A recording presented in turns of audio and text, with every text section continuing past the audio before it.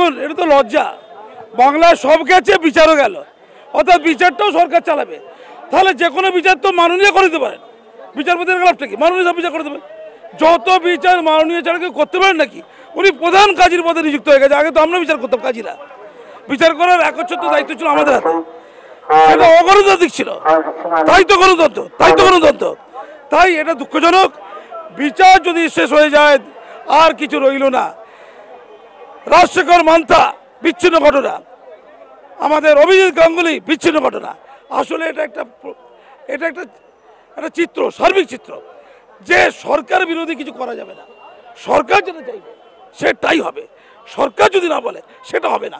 বানতারকে সরকার লোক হতে হবে, অনুপ্রাণিত হতে হবে। অভিজিৎ গাঙ্গুলিকে অনুপ্রাণিত হতে হবে। সত্য কথা বলবে না। অভিজিৎ গাঙ্গুলি যাতে চোর ধরলো, দায়িত্ব কার? তিনি চোর ধরলেন, বাকিরা কি করছিলেন? মান্তার বলেছে কিছু রায় দিয়েছে, তার বিরুদ্ধে সুপ্রিম কোর্টে যাওয়া যায় না, গিয়ে তার ঘরে পোস্টার, তাকে বয়কট, অর্থাৎ বিরোধী মুখকে মেরে দাও, কেটে দাও। সেখানে বিচারকে ধ্বংস করে দেওয়া হয়।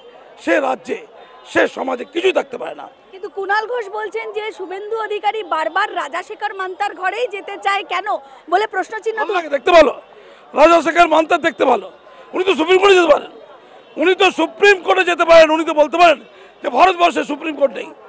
বলে দিক সুপ্রিম কোর্ট বিক্রি হয়ে গেছে, বলে দিক। এই ভগলুই মার্কার কথাবার্তার কোনো মূল্য নেই। অর্থাৎ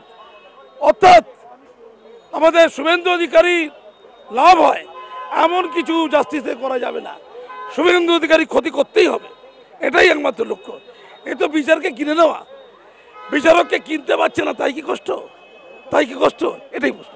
এই যে দিদির সুরক্ষা কবচ, এবং এই দিদির সুরক্ষা কবচ নিয়ে দিদির দূতেরা বিভিন্ন জায়গায় যাচ্ছে, তাদের প্রতিনিধিরা, এবং বিক্ষোভের মুখে পড়ছে, কি বল? কেউ জমদূত ভাবছে, কেউ ভূত ভাবছে। জমদূত ভূত, কারণ তাদের মধ্যে হয়তো কেউ ঘরদোর পুড়িয়েছিল কিছুদিন আগে। এই 21 ইলেকশনের পরে ঘরদোর পুড়িয়েছিল, দোকানপাট পুড়িয়ে দিয়েছিল, মাথায় রড মেরেছিল। এই জমদূতদের মধ্যে, মানে দুধদের মধ্যে কজন ভালো? আর এতদিন দেখা নেই, তোমার দেখা নাই রে, তোমার দেখা নাই। এখন এত দেখা হজম হচ্ছে না, তাই আর একটা বিক্ষুব্ধ ঘটনা, রাজ্যের মন্ত্রীর সামনেই কিন্তু তৃণমূলের এক কর্মী সপাটে চড়মাল। আরে সবার সামনে মারবে, আমার মুখে মারবে, অমর্ত্য সেনের মুখে মারবে, ভারতবর্ষ কি আছে তার মুখে মারবে, সবার মুখে চড়। কোনো মুখ প্রতিবাদ করতে পারবে না।